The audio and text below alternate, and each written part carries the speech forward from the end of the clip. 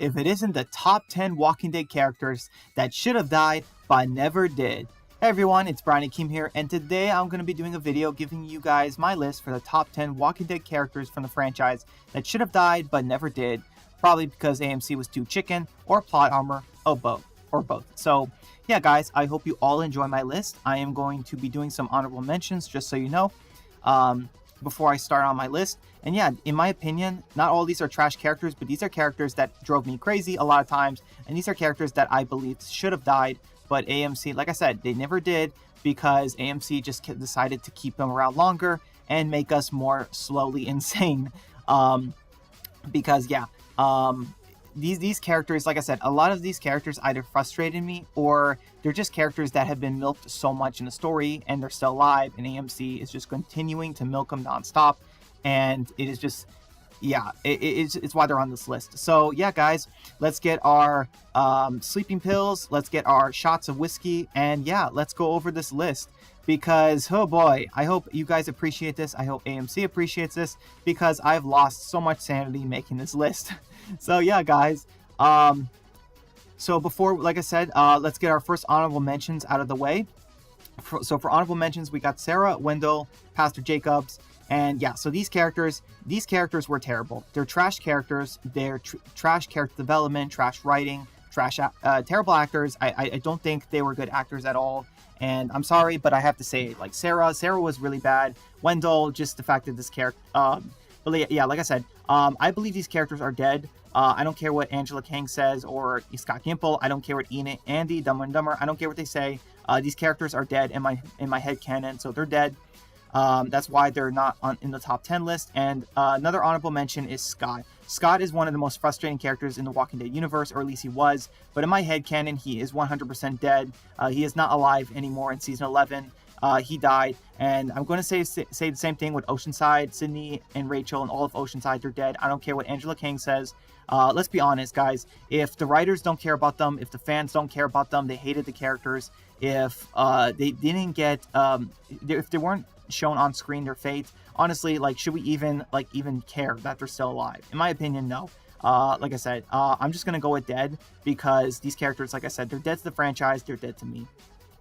So for number 10 guys, we have Michonne, or as I like to call her, my Shoni, because listen, don't get me wrong, I have nothing against Danai Gurira's Michonne. Michonne is a great character, but Michonne has been milked so much as a character, and she has definitely been taken out of her element too much, where I don't even recognize the character anymore. Michonne was great in seasons 3 to 6 of The Walking Dead, but then eventually she became Rick's love interest, and she just kind of was an accessory to him. She kind of was just always on Rick's side. Not to mention, she was in The Ones Who Live, and certain dialogue options like, love doesn't die, and things like, oh, they try to steal from us, they don't get noodles. Things like this with Michonne just really kind of frustrated me with her character. The same thing with season 9 and 10 with Michonne.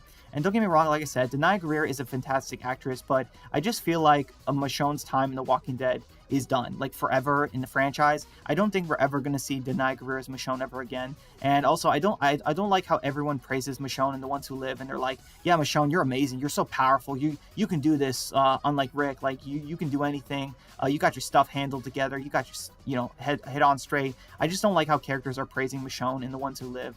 They treat her like some queen and stuff. They just treat her like a goddess. And I'm sorry, but it just kind of rubs me the wrong way with this character. It just doesn't feel realistic anymore. And I honestly feel like Michonne should have died in The Ones Who Live at the hands of General Beale or somebody. I feel like we needed a necessary death, because Michonne went through all this trouble to get Rick, and I think her dying would have been incredibly tragic and amazing. I just feel like Michonne needed a proper conclusion for her character, and getting back to Alexandria or Commonwealth with Rick, I don't know, just something about that just doesn't work for me. I just feel like it wasn't the proper send-off for Danai Gurira's Michonne. Like I said, Danai Gurira is a fantastic actress, but Michonne's character, I just really feel like she's been taken out of her element, and she's just kind of unrecognizable, and also I don't think we're ever going to see her again. And I just feel like Michonne dying, I feel like it was a missed opportunity in the franchise at some point to have Michonne be a big death at the hands of the CRM. I just feel like it should have happened, but we never got that, unfortunately. So yeah. And for number 9, we have Diane, or as I like to say, Diane Me Time.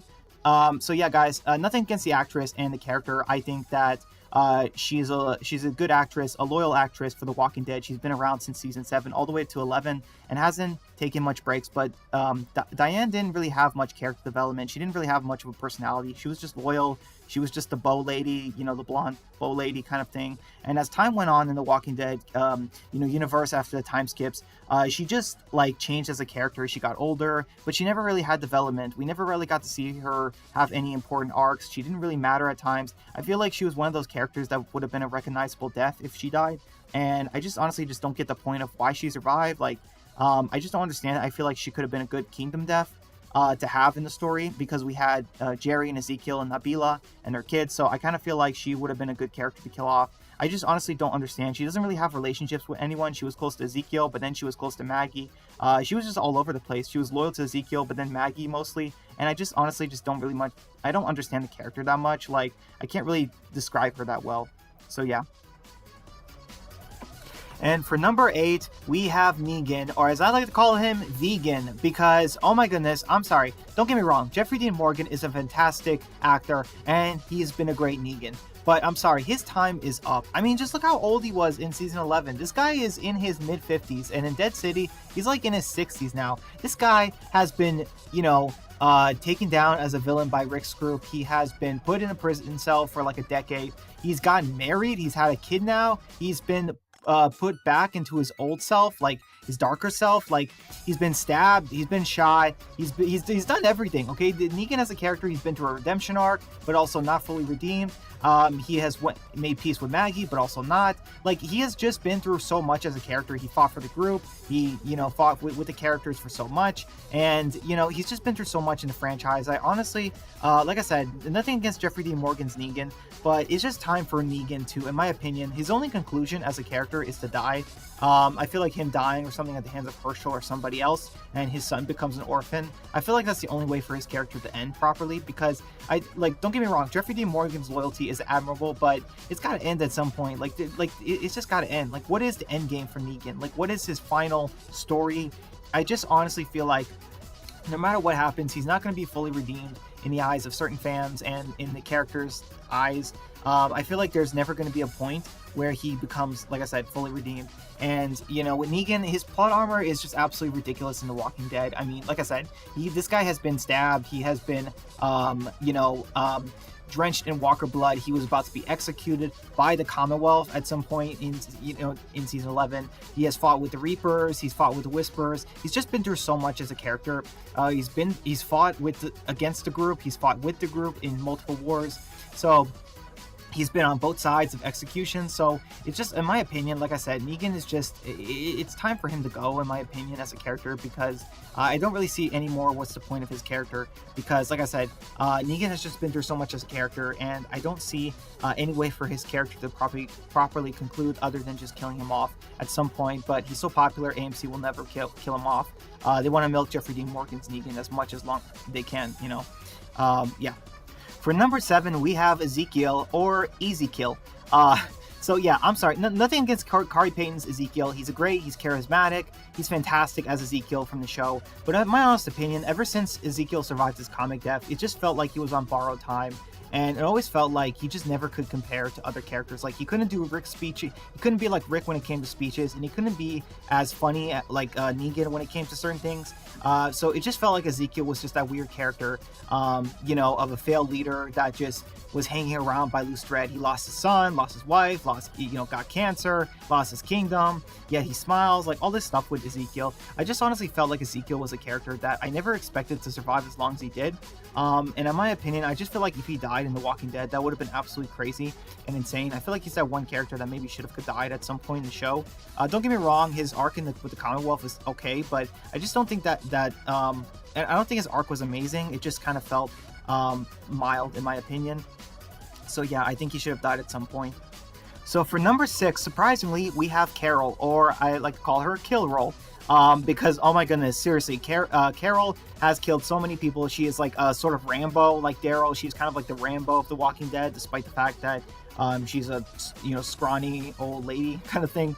And like I said, just look how old she was in season 8. They seriously had to de-age her after the time skip because yeah, you guys kind of noticed it. So don't get me wrong, Melissa McBride is a fantastic actress, and Carol, from her change from an abused housewife to a more assertive person and willing to do whatever it takes to keep her family alive, friends, becoming a Legolas character, becoming Ezekiel's wife, a queen, and then losing Henry Ezekiel, kind of thing, has been great. But I still feel like now that she's lost those, now she's just once again back to being a Daryl's kind of sidekick character. Like, the thing is, Carol kind of feels like an accessory to Daryl. Like, Daryl's the god of The Walking Dead, and Carol is just like a handmaiden or just a servant to Daryl, because that's how it kind of feels at times. Like, I mean, just look what's happening in Daryl Dixon. You know, she's going to go all the way to France to find Daryl, to tell him something or save him, bring him back home. I don't know. I'm not watching Daryl Dixon, but you get what I'm saying. I just honestly feel like Carol has served her purpose in the Walking Dead universe. I just honestly don't get what else you can do with the character. I mean, she has been through it, you know? She's been weak, she's been strong, she's been in the middle, she's been Daryl's sidekick, she's been a queen, a wife, a mother, like, who lost all her kids. Like, she's been through it all as a character, and I just honestly don't feel like there's anything else you can do with the character, with Carol. I mean, yeah, I don't know. Like, honestly, what else can you do with the character? Because like I said, is she so tied to Daryl? Like, she's not free to be her own character a lot of times because she's always pushed next to Daryl. And don't get me wrong, they have great chemistry, but it always feels like the writers just resort to Carol and Daryl stuff just because it's easy. And I just feel like that's unnecessary. I feel like one of them has to die, and it has to be Carol. So for number 5, we have Magna, or as I like to call her, Bagna, because Magna in the television universe, she is just excess baggage. She is an unnecessary character. Magna in the comic book series, she was always supposed to be like a charismatic female Rick.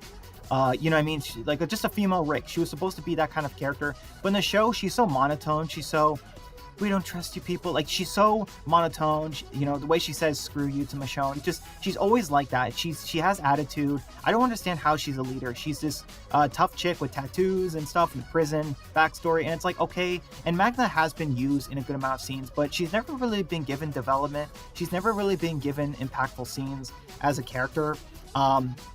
And I just think that the actress that they got for Magna, I just don't think she was the right actress for her, in my opinion. I don't think she fits the character at all, in my opinion. But like I said, Magna in the show, I just feel like it would have been cool if she died at some point in the show, unlike Magna in the comic book series. I feel like that would have been crazy. Like, I'm sorry, I just look at TV Magna and I'm like, I don't know, she's just so boring. She's just so boring as a character. It just doesn't feel like this character even wants to be in The Walking Dead, or the actress. I just get those vibes. So I'm like, honestly, AMC, I feel like you should have just killed her off at some point, because Magna like I said, she just felt like excess baggage with Magna's crew. And it's funny, she's the leader, but like I said, it's just, I don't know, she was supposed to be the most interesting one, but she was really boring throughout the show. So for number 4, we have Kelly, or should I say Killy. So yeah, I'm just gonna say right now, I never understood Kelly as a character. Kelly was just so weird to me. I mean, like, even when she was introduced, like, I thought Kelly was a boy, and it turns out no, Kelly is a girl. And also, like, I thought maybe Kelly could be trans, and also Kelly's part of the LGBT community of characters. And I wasn't sure what her sexuality was. Like, I didn't know if she was gay or whatever.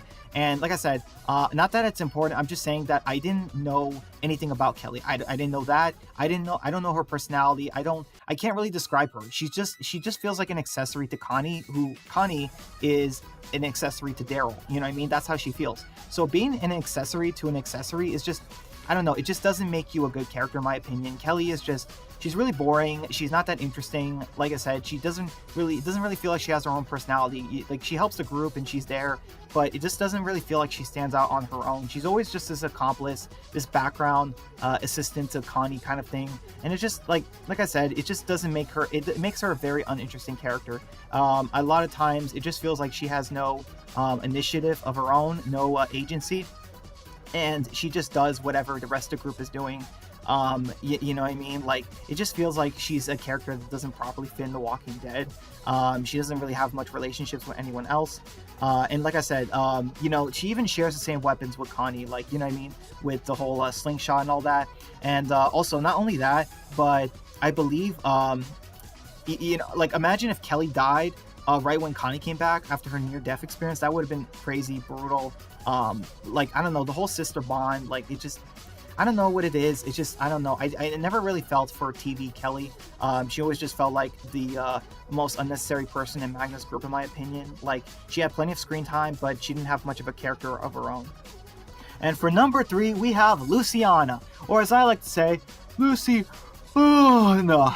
Because, oh my goodness, this character is one of the most unnecessary characters that's ever disgraced The Walking Dead with her presence. Because, like, honestly, describe Luciana as a character. Like, she has been around for like 7 seasons. Okay, season 2 of Fear, season 3, 4, 5, 6, 7, 8. She has been around for 7 seasons. And she has, what has she done? What has she accomplished? Who has she had close relationships with? Luciana is such a boring character. Every time she's on screen, I forget she even exists because she has no presence. She has no agency as a character. She takes up screen time. She takes up budget, and she's just there. Like, nothing against the actress. She is loyal to Fear the Walking Dead. But if you ask me, she's too loyal because Luciana, the actress for her, she should have been given more of a character because, like I said, Luciana is so boring. She was a great character in season 2, a good character. But then all of a sudden, season 3, she leaves. And then season 4, she comes back as a character all of a sudden. And, you know, it's just one of those things where, you know, she's so bored. She's so boring. She's uninteresting. Like, she's so boring that literally in 4B, she lied down after Nick's death, which happened, may I remind you, that happened a while ago, and she's still lying down, wasting her life away. Like, Luciana did nothing with her life. She didn't do anything as a character that mattered. She gave a dying man, that guy Clayton, a beer, whatever. Season 5, she gets injured and she does some pointless tape stuff. Season 6, she makes oil. Season 7, she lies to Daniel about Ophelia. And, you know, and then season 8, it's like, I don't even know. Like, you know what I mean? I didn't watch season 8, but I know that she you know, appeared in the second half. Like, you know what I mean? She disappeared, and some of us thought she died off screen in the Fear universe. Like, you know what I'm saying? Like, Luciana is just a really boring character. She's very, I don't know, like, she had such potential. She was supposed to be the Fear version of Maggie, but it's just like, when I see her, I'm just like, she's just such a boring character. She's very monotone. She has no life in her, you know, as a character. She's not loud. She's not expressive. She was in season 2, but it's almost like when Nick died, her personality died too.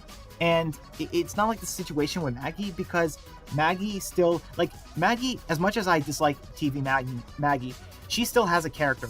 Luciana, I cannot define her character. She is like, she just has no character. She has no agency. She has no, you know, initiative with her life, no control. She doesn't, you know, go through change. She doesn't go through development. She's just, like I said, an accessory to these other characters. She's been around since season 2, but does she do anything that matters? Does she stand up for herself in the group? Does she have, like I said, agency, control?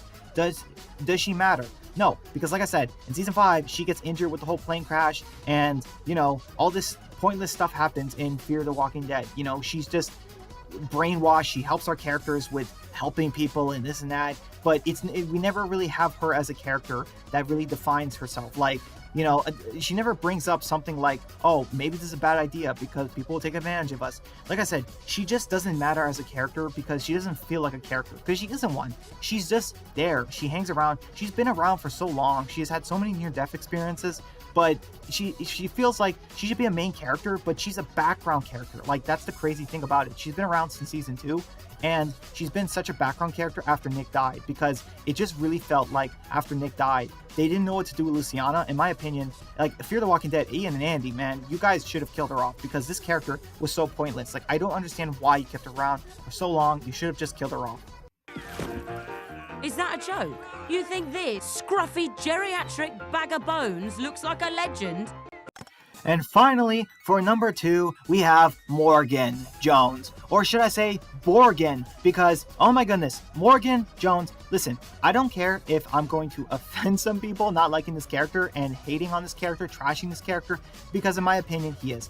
And now, if you do love Morgan as a character, that's fine. I don't understand your opinion, but I will respect it. But in my opinion, Morgan is just a garbage, trash, terrible, disgusting character, because let me establish some of the things. Morgan Jones, okay, he's supposed to be this man of zombie apocalypse who lost his family, okay, and we saw that in the main show. Okay, Morgan should have died in All Out War, but instead he ruins 2 Walking Dead shows. Okay, Morgan constantly makes stupid decisions. He constantly he went from normal to crazy, to pacifist, to crazy, to pacifist, to crazy, to gray in the middle, killing and not killing, people who should and shouldn't die, that perfect middle. And then he went back to pacifist, and then crazy, then pacifist. Like, pick a lane, Dumb and Dumber. Like, what are you doing with Morgan's character? It's such trash. He goes in a complete circle as a character, back and forth. It's so frustrating. I'm getting jet lag. I'm getting whiplash. And not to mention, Morgan is a cult leader. He took over Fear the Walking Dead and brainwashed the characters into following his stupid cult of all life is precious. Carl and Nick died to bring Morgan into Fear and for him to take it over.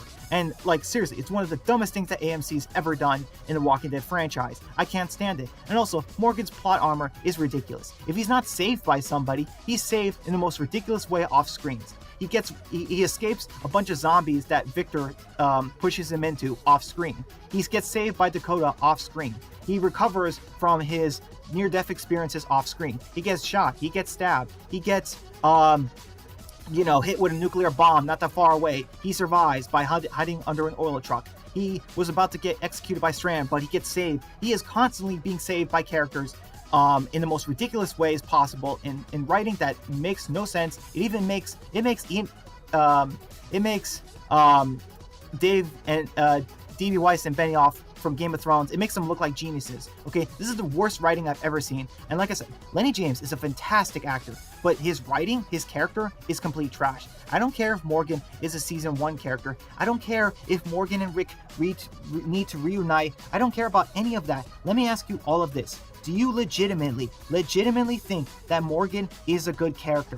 Don't think about him being a season 1 character. Don't think about him reuniting with Rick. Think about, do you legitimately believe that Morgan Jones is a good character? Because in my honest opinion, no. I think the exact opposite. Morgan is a trash, crappy character. He is so bad. All he ever does is screw things up. He makes lives for people that he comes in contact with much worse than previously. He made everyone follow his stupid cult. Not just that, he's a horrible father. He worked with Padre for years kidnapping kids. He murdered countless people. And Morgan has his stupid philosophy of all life is precious, but no, that is not the case. Because if all life is precious, then what do you do with the people who are trying to kill you? How can you protect their lives, but also protecting your life and the people that you care for? Because one life is going to go against the other, and you have to make a choice. You cannot have a victory without sacrifice. You cannot protect something without sacrificing another thing. Morgan is a ridiculous character. He is an old man. People say that Morgan is a goat, goat as in greatest of all time. And I say, no, as in goat, you're right. He is a goat. He is an old, smelly Billy goat that needs to be put down, because Morgan Jones is a trash character. He is a sad excuse for a legendary character in the Walking Dead universe, because he is terrible. He's a terrible father. He's a terrible leader. He's a terrible friend. He abandoned Rick and them back in season 8, and he abandoned the Fear group too. Morgan lets people down. He always tries to act like a victim, but instead it's everyone around him that is the victim. They get brainwashed, they get hurt. Morgan constantly says he's going to protect people, but he fails. He constantly fails. He never learns from his mistakes. He acts like he changes and becomes smarter, but no, he doesn't. Morgan is such a frustrating character, and I cannot stand him, and I wish AMC had the guts to kill him off. And now, the number 1 character in the Walking Dead franchise that should have died, but AMC never had the guts to kill him off. And that is Victor Strand, or as I like to say, Strangle, as in I want to strangle him with my bare hands. I want to put my arms around his neck and choke the life out of him as his eyes turn bloodshot and he leaves this world. Yeah, I am not joking. Okay, Victor Strand is so frustrating and annoying as a character. He has done horrible things. His plot armor is ridiculous. He has done so many inexcusable things, and the characters just forget about it, and Ian and Andy just let him live. The same thing with Scott Gimple. Victor Strand was a con artist character, and to be fair, as Zootopia showed, with Nick Wilde, sometimes con artist characters can be really cool. They are charismatic and they know how to get out of situations, and they have intelligence that can benefit other characters. But Victor Strand uses that intelligence to only benefit himself. He sells the group out multiple times. He caused everyone in the dam to die by betraying the group. And if that wasn't bad enough, he constantly sold people out. He becomes the villain in season 7 after trying to kill Morgan. And not to mention all of the other messed up and creepy stuff he did. So he tried to kill Morgan, letting Teddy release the nukes, which killed hundreds of people in the Texas area. I assume all of them were Virginia's people, but you get what I'm saying. We don't know why Victor did this, but he just did. And not only that, but after he is somehow able to miraculously survive the nuclear bombs going off, he tells Howard that, oh, my name is Morgan Jones, but no, it's Strand. Victor Strand is so inconsistent. I wish in season 8, when Troy came back to life, that he bashed in Strand's head in front of everyone, and I would have cheered and watched that scene, because Victor Strand is a character that should have died in AMC's Walking Dead universe. Him surviving season 8 of Fear, him surviving the show, is just ridiculous, and it's an insult. Nobody likes him, and this is nothing against Coleman Domingo. He's a fantastic actor, but even Strand didn't like becoming a villain, because Strand, despite his faults, he was a character that while he had faults, he had love for his group. He, in the end, would do the right thing. However, this was not the case. Strand constantly betrayed the group. He constantly benefited only himself, constantly lied to the group, constantly made deals, constantly lied to people. He constantly did this. And as if that wasn't bad enough, season 6 was the boiling point, because like I said, Victor Strand did horrible things. He killed a guy, and then he tried to kill Morgan for no reason. And then in season 7, he decides to become a villain, and he builds a community and doesn't let his former group in. He kills Will because he loved Alicia, as in both of them loved Alicia. So yeah, not only is Strand apparently gay, or he's now bi because he loves Alicia, but also he's somewhat pedophilic, because like I said, he knew Alicia since she was a child. The whole falling in love with Alicia because Will loved her as well is just ridiculous in my opinion. It made no sense. Strand allowed innocent people to die being thrown off a tower to their deaths. Strand did horrible things.